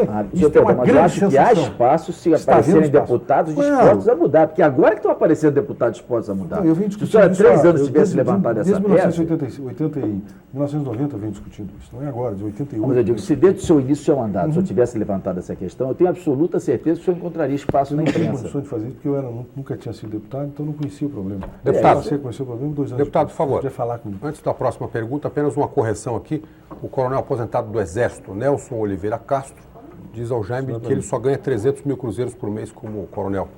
Portanto, estão faltando 1,5 milhão de cruzeiros Mas no o morenete ministro do dele. Superior Tribunal Esse ganha Militar só ganha 300 mil. 1.800.000, conforme declarou o presidente do Clube Militar, ministro- general Newton Cerqueira. Mas aqui o coronel Nelson diz que ele só ganha 300 mil. Aliás, uma instituição Deputado. perfeitamente desnecessária. Deputado Nelson Jobim, volte e meia nas perguntas se fala no governo, nas medidas provisórias, etc. Eu gostaria de saber do senhor qual a sua opinião sobre o governo Collor. Bem, eu acho que o governo Collor hoje está num processo terrível de isolamento. Ele não soube compreender de que nós estávamos vivendo um processo democrático de produção de decisões. E entendeu de que a racionalidade acadêmica da área econômica pudesse convencer a população e os próprios parlamentares da sua viabilidade, da sua lucidez ou da sua consistência. Isso não se deu. Tanto é que o uso das medidas provisórias pelo governo passa sempre pela cabeça do governo e dos seus negociadores de que eles são os verdadeiros. Ou seja, nós ainda estamos naquela concepção muito clara e muito nítida do nosso cristianismo português, aos mocinhos e aos bandidos. Os mocinhos se vestem de branco e os bandidos se vestem de preto. E essa dicotomia, essa binariedade da lógica e da moral cristã que nós temos aqui, que passa por dentro da nossa concepção de português e descendente português, leva a isto. E o governo Collor tem uma visão quase que imperial do exercício da presidência da República. Deputado, só me desculpe, mas o senhor é do PMDB e, evidentemente, o senhor, quando está falando isso e culpando o presidente Collor, eu sou obrigado a me lembrar do PMDB durante a Constituinte, né? Em que tudo que a Constituinte fez de errado foi jogado de culpa no Centrão, né? O Centrão pagou por todos os pecados. A esquerda, da qual o senhor faz parte, responsabilizou o Centrão. Até hoje eu não ouvi um só deputado de esquerda fazer uma autocrítica de que o senhor Mário Covas foi eleito líder da bancada de um PMDB que tinha mais de 200 deputados e, portanto, tinha condições de ter controlado inteiramente o processo constituinte. E, ao ser eleito líder do seu partido, só nomeou vice-líderes de esquerda, com o que propiciou a criação do Centrão. Quer dizer, o Centrão jamais teria sido criado se não tivesse o senhor Mário Covas só escolhido vice-líderes de esquerda. Eu agora pergunto, será que o presidente Collor não está isolado, não só apenas por sua culpa, mas também por causa do comportamento do seu partido e de outros partidos que o estão isolando, permitindo que ele vá cada vez mais se refugiando na mão da bancada dos picaretas do Congresso? Não tem dúvida nenhuma. Falar branco, falar... Essa é a tese do senador Fernando Henrique Cardoso, ou seja, que nós estaríamos empurrando o presidente da E República. qual é a sua para opinião? Essa é do Fernando Henrique Cardoso. Qual é a opinião do senhor, deputado? Parte por esse pressuposto, que nós tínhamos que tentar o entendimento. Sim, agora o que... Tentar a conversação e tentar resolver as questões. Bom, houve acenos recentes do presidente, os dois últimos pronunciamentos, ele mostrou um tom mais humilde e enfatizando essa necessidade de que o Congresso Nacional venha a ser o fórum dos debates dos grandes problemas nacionais. Como o senhor, aliás, estava dizendo, que o Congresso não é, hoje, o fórum do debate amplo e citou aqui as lideranças de São Paulo. Mas eu lembraria que ainda na semana passada a ministra Zélia esteve no seu estado, o Rio Grande do Sul, e a recepção não foi das melhores. Quem não foi disse que o que ouviu lá já sabia o que ia ouvir. E quem foi disse, não houve novidade nenhuma. Quer dizer, hoje a situação realmente é difícil. Muito difícil. Não é apenas a esquerda do Congresso Nacional. Hoje é uma aliança. Eu quero chamar a atenção. O projeto Collor sobre o Imposto Territorial Rural foi derrubado por uma aliança de votos do PFL, PT e PCdoB. PT todo votou alguma coisa mais estranha. Mas eu pergunto o seguinte, por que então essa parte da esquerda que o senhor se coloca, por que ela não toma a iniciativa de romper, de haver uma ruptura no Congresso com esse tipo de comportamento em que todos se sentem leais ao seu partido, né? Nessa hora, todos os deputados ficam esperando a linha partidária. Eu estou até vendo uma coisa interessante aqui, a Veja, a revista Veja, fez uma pesquisa com os deputados do seu partido e, curiosamente, 38% dizem que votaram em Collor e 36% dizem que votaram em Lula. Portanto, na hora de votar, essa tal unidade partidária não existe. Agora, na hora de discutir os grandes problemas nacionais, todos se refugiam numa falsa unidade partidária. Perfeito. Então, é por isso que eu coloco para o senhor. É um grande escudo. Por que o senhor e outros deputados que estão percebendo esse isolamento do presidente Collor pode levar a uma crise política séria? Toda a imprensa está falando isso. Por que não há uma iniciativa parlamentar para romper com isso? Isso é que eu gostaria que o senhor me explicasse. Estamos conversando isso. Há grupos, personagens que estão conversando. Dá para dizer quem são esses grupos? Não convém. O povo está interessado. Eu estou muito interessado como jornalista. Primeiro aparecer quando tiver resultados. Ou seja, nós tínhamos que estabelecer uma grande discussão interna para tentar encontrar um caminho para este regime que nós precisamos criar. E veja bem, eu sou parlamentarista, mas eu quero assegurar o seguinte, se o presidente Collor for eleito por 5 anos, ele terá que cumprir o seu mandato por 5 anos. E o parlamentarismo, que eventualmente se for aprovado num plebiscito nacional, seja um parlamentarismo para um novo regime. Agora, desculpe, o senhor acha que o povo vai votar em plebiscito pelo parlamentarismo com um Congresso desacreditado como esse? Mas nós temos 2 anos para recuperar isso. Em dois anos, vocês como relator, o seu trabalho estará concluído em quanto tempo? O prazo que nós temos é 90 dias, mas observa bem, não vai ser um trabalho para terminar nos 90 dias, ou seja, que nós vamos entregar todo o trabalho em 90 dias. Na medida em que as coisas forem produzidas, nós vamos passando a mesa durante o fluxo do trabalho. Não é em 90 dias nós terminamos o trabalho, não no prazo final de 90 dias. Deputado, perfeito? O senhor não quer entrar em maiores detalhes sobre essas conversas por medo de patrulhamento? Não, é porque quem são as pessoas que têm que estar sendo discutidas. É questão de eficácia política. É questão de eficácia política. Mas o senhor disse que há um bancada grupo do PMDB, interessado em dar condições de governabilidade. Se essas conversas... Dar condições de governabilidade ao presidente. Existe esse grupo trabalhando. Nós estamos pensando nesse sentido. Agora, deputado, a bancada do PMDB está sendo aí orientada pela grande liderança que desponta no partido, o governador Orestes Quercia, que sai do governo de São Paulo, já de olho aí na eleição presidencial de 94. Talhada por um discurso de oposição, porque o governador Quercia quer se credenciar como grande candidato de oposição à Collor em 94. O senhor não acha que isso também pode dificultar um pouquinho? Seguramente. Nós não podemos, e aí vem um ponto fundamental, nós não podemos pautar a nossa conduta na discussão do problema nacional através do pressuposto de que quanto melhor for, quanto pior for, melhor será para nós numa vitória eleitoral de 94. Se fizermos isso, não estamos respondendo a um compromisso histórico de jogar esse país para frente. Por isso e voltamos a quê? A ser instrumentos e aparelhos para questões eleitorais. Não dá para pensar... Fora o grande risco, há um risco institucional nisso também. Lógico, evidente. Se um presidente que tem que cumprir mais 4 anos de mandato chegar a uma condição de ingovernabilidade, isso é uma coisa arriscada. Por isso que o senhor Inclusive, foi os candidato à projetos liderança do PMDB contra o candidato do governador Orestes Quercia. Por isso que o senhor foi candidato à liderança do PMDB contra um candidato apoiado pelo governador Orestes Quercia, o deputado Genebaldo Correia, que se tornou líder do PMDB. Sim, eu fui candidato em relação à liderança, porque eu sustentava um modelo de ação da liderança que é completamente diferente do modelo, digamos, do perfil do deputado Genebaldo Correia. A questão do governador Quercia apoiar A ou B, para mim, era algo absolutamente irrelevante, porque a questão era interna do Congresso e tinha que se decidir dentro do Congresso. Ou seja, quando eu me candidatei de última hora. E por que me candidatei de última hora? Eu aceitei a candidatura na segunda-feira, a eleição era na quarta-feira. Eu aceitei para, evidentemente, ser derrotado, porque não havia mais tempo nem espaço para conseguir isso.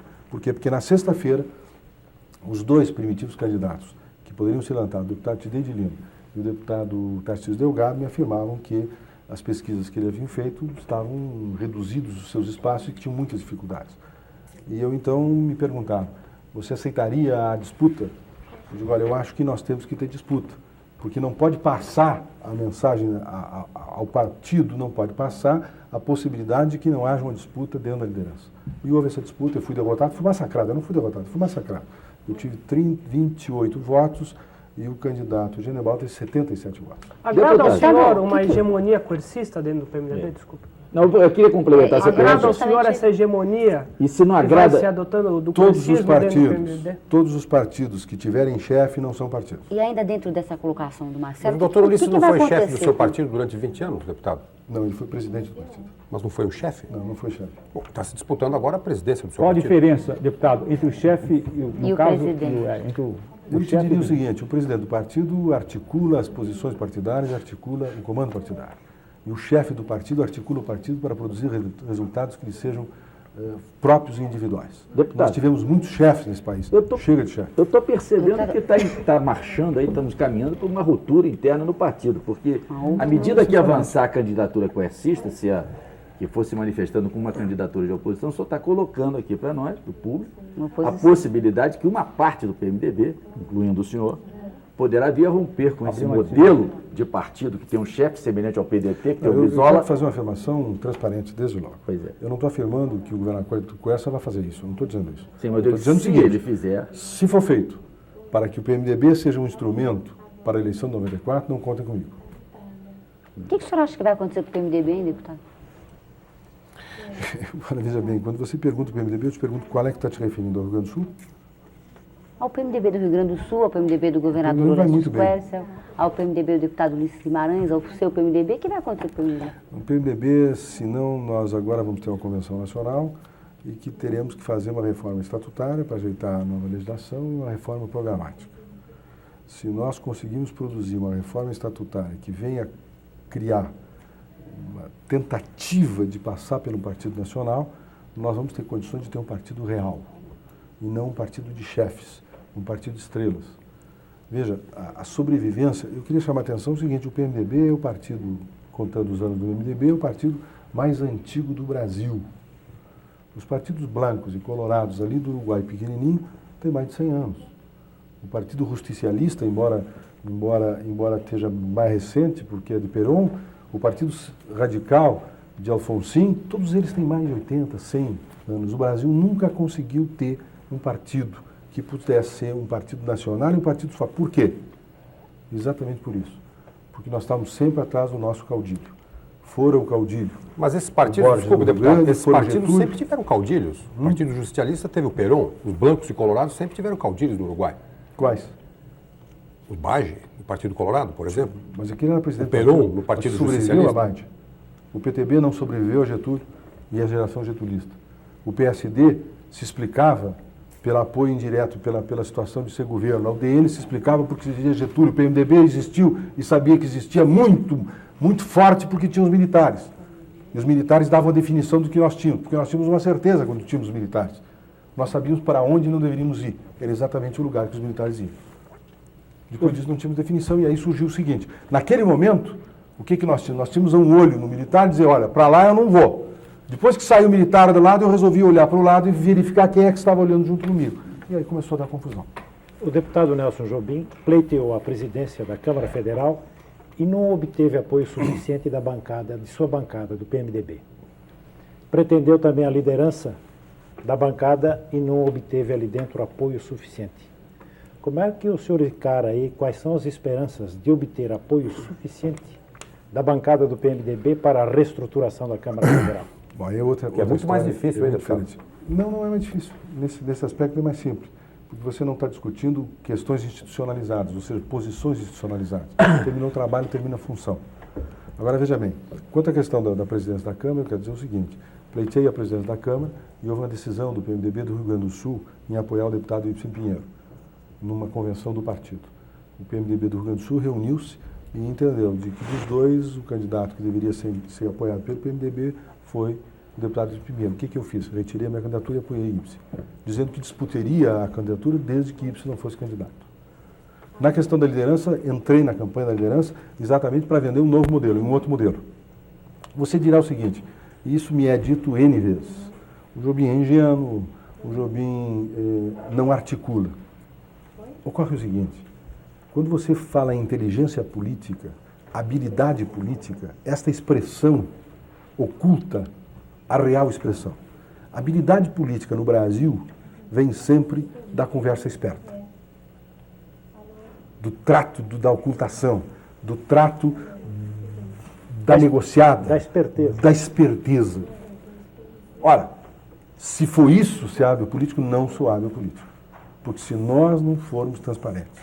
Então vocês vão dizer assim, olha, esse sujeito está se jogando de tal forma que sua carreira política está em perigo. Tudo bem, volto a advogar sem nenhuma dificuldade. Volto a advogar sem nenhuma, porque se for para jogar de que a sobrevivência de uma carreira política dependa da esperteza, não é esse o meu jogo. E, ou seja, se nós tivermos a lucidez e a humildade de a nossa geração, uma geração que ficou afastada da questão política pelos 20 anos do processo ditatorial, não conseguimos produzir um mínimo de espaço para que a geração futura venha realmente produzir uma grande nação, a nossa geração não fez rigorosamente nada. Ou seja, a nossa geração precisa ser o quê? O degrau e o tapete da outra geração. Nós precisamos levar o pé na cara, ser pisado, porque esta é a função da nossa geração. E se nós não tivermos essa consciência, quisermos ser os heróis de nós mesmos, o herói da família, o herói que é o homem que termina, é aquilo que eu disse há pouco a um de nós. Vamos fazer o que fizemos nos anos 60. Discutimos, berramos dentro da faculdade e à noite íamos tomar chopp e discutir a guerra do Vietnã. O senhor fez uma referência bastante forte a respeito do inchaço, mais que o inchaço, o fortalecimento da burocracia administrativa dentro da Câmara Federal, o seu funcionalismo. Nós temos aí, por exemplo, todo o poder administrativo da Câmara Federal concentrado no secretário-geral da Câmara Federal, que é uma espécie de mandarinato já há mais de 2 décadas a cargo do senhor Adhemar Sobrinho. Sabino. Ele vai para uma 3ª década? Não sei, a pergunta tem que ser feita ao deputado Ibsen Pinheiro.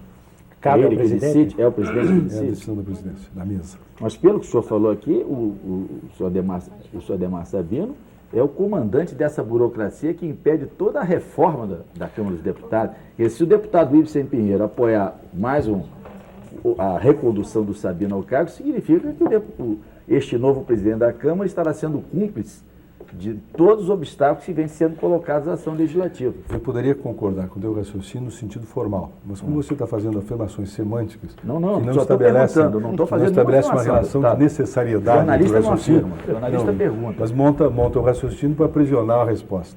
Veja bem, quando você diz que há esta relação de necessariedade, veja, o que eu quero deixar claro é de que a burocracia da Câmara faz isto, não, digamos, em termos de um propósito formado e fixo. É uma forma de conduta de se autoproteger. Observa bem, quando você examina a legislação sobre a administração pública, você observa que o cipoal de legislação que existe sobre aquele mecanismo. Há toda uma grande confusão, você não consegue entender todo o mecanismo que disciplina a administração pública, não é verdade? Por quê? É a forma de se proteger. É a forma que a nosso sistema cartorial e burocrático, que veio do Império Português, nos deu. Isso entrou na Constituição também. Sim, seguramente.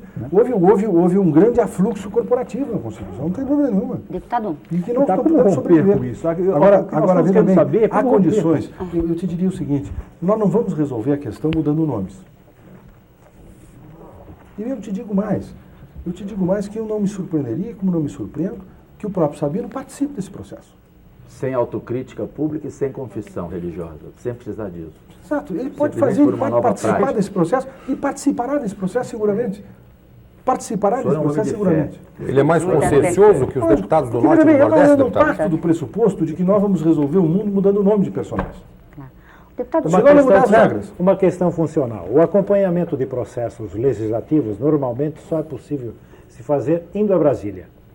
O projeto de reestruturação contemplaria, por acaso, a possibilidade de termos, de se acompanhar o processamento, o processo legislativo em Brasília através de terminais e computadores nos estados? Aqui tem um nome importante que tem que ser referido quando você faz a pergunta. Deputado José Costa de Alagoas. Foi o homem que bolou e pensou a grande modernização na questão da informática. E não se reelegeu. E não se reelegeu. O que mostra que trabalhar em Brasília não significa reeleição. O que te mostra também a distorção do processo eleitoral. Pois bem, o Zé Costa bolou um sistema que, claro, foi a ideia inicial, depois foi trabalhada pelo primeiro secretário da administração anterior, que foi o deputado Luiz Henrique. Em agosto, em julho, nós vamos ter, pelas informações que temos, inclusive já há empresa, já aderiu à concorrência, uma empresa de software, para fazer exatamente esta informatização geral da casa, de forma tal que você possa ter, uma vez acessado o seu terminal aqui, você tem todo o acompanhamento da ordem do dia, todo o procedimento, o processo legislativo. Isso é vital para a transparência, que foi referida por você quando referiu a questão, inclusive, de remunerações. Tudo isto te dá o quê? Você acaba rompendo a mão de ferro da oligarquia burocrática, que é a grande característica que nós temos em processo não informatizado. Aproveitar que o senhor falou mudar de assunto só rapidamente, porque eu imagino que o senhor seja dessa metade do PMDB que votou no Lula no segundo turno. Sim, seguramente. Não só votei, como Eu fiz queria que o campanha. senhor me dissesse a sua opinião sobre o governo paralelo que o Lula montou. Se está mais para o ridículo ou está mais para a eficiência na democracia? Veja a opção que você me dá. Está mais É, para e para que lado? Para que lado? mais para eficiência. Lá numa ponta está a eficiência, na outra ponta está o ridículo. Eu peço que o senhor escolha qual é a sua posição aí no meio. Pode ser um Eu só te extremo, digo, pode só ser te- uma média. eu só te lembraria o seguinte, que ineficiência não é ridículo. Eu Exatamente. diria que está para ineficiência. O ridículo é outro problema. Mas não chega a ser ridículo, é vamos só piorar, ineficiente. deputado, Olha vamos que piorar. se De 0 a continuar 10, assim, qual é a arrisca. nota que o senhor dá para o governo paralelo do PT? Hã? Vamos piorar um pouquinho. De 0 a 10, qual é a nota que o senhor dá para o governo paralelo do PT? Bom, eu para ter a nota de alguma coisa, preciso conhecer. Quando eu não vejo o governo paralelo... Então, de eu 0 a falar do 10, qual é a governo nota da paralelo. Câmara dos Agora, Deputados? eu não posso dar deputado? nota do que Agora, eu não conheço. deputado, De sobre 0 a 10, qual é a nota da Câmara dos Deputados? 4. Deputado, só um problema concreto agora que estamos vivendo, que é Plano Collor 2, medidas Só para provisórias. explicar a resposta. 4, porque no meu tempo só se aprovava com 5. O Congresso está Corresponde a debatendo 8, agora as medidas provisórias 294 e 295. O senhor ainda há pouco falou sobre condições de governabilidade. Quer dizer, a situação, nós temos um presidente, temos um plano econômico, temos uma situação de inflação, uma crise econômica e social muito graves. Agora, se há disposição de defender a ideia da governabilidade do PMDB, eu gostaria de saber o seguinte, especificamente com relação ao Plano Collor 2, o senhor acha que isso vai passar, essas medidas vão passar, não vão passar, vão ser modificadas, vai chegar a um salário mínimo consensual, em torno de 20, de 25? O que o senhor está Veja bem, prevendo veja para a bem. decisão no Congresso agora? Veja bem, a discussão básica que o Congresso estabeleceu, eu quero dizer, em primeiro lugar, eu não participei do processo de negociação. Quem representou o PMDB no processo de negociação é o deputado Antônio Brito, que participou ativamente nisso. E as informações que nos são passadas disso nos dão de que, num determinado momento, tinha se criado um grande bloco das oposições, criando um modelo. Nesse bloco estava lá o PT, o PDT, o PMDB e o PSDB. E se formou um modelo que estava passando por todos. Até um determinado momento, o PDT saiu das negociações. Porque quando houve a fixação, a proposta de um salário mínimo X, o PDT disse que só permanecia em negociação se o salário mínimo fosse um mínimo de 25. Aí se retirou das negociações. Depois, ao que tudo indica, estava voltando o mecanismo de voltar às negociações.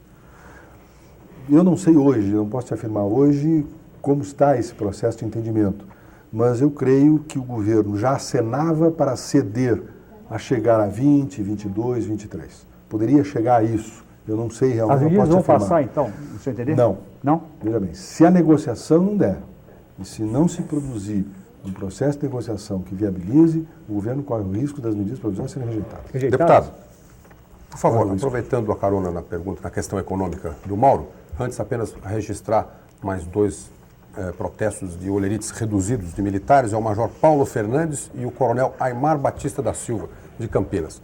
As pessoas, em geral, quando falam do governo Collor e quando falam da equipe econômica do governo Collor, fazem uma diferenciação. O senhor falou um pouco sobre o governo Collor e eu lhe perguntaria, como última pergunta, a sua opinião sobre a equipe econômica do governo Collor, que parece até ser bastante diferente do governo Collor, vamos dizer assim, da pessoa do presidente.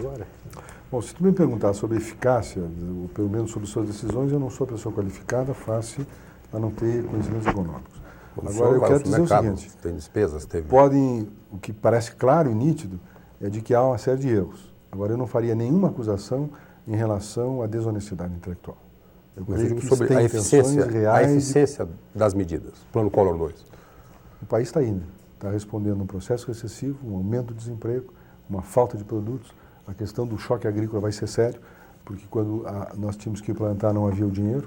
Nós vamos responder isso, você vai ter, e se for aprovadas as medidas provisórias, você vai ter o quê? Vai ter a unificação das databases com choque salarial em julho. E depois tem uma coisa que ninguém está se lembrando. Em setembro começa a retornar os cruzados, que corresponde a 25% da base monetária. Acho que tem muita gente se lembrando, ninguém está esquecendo disso.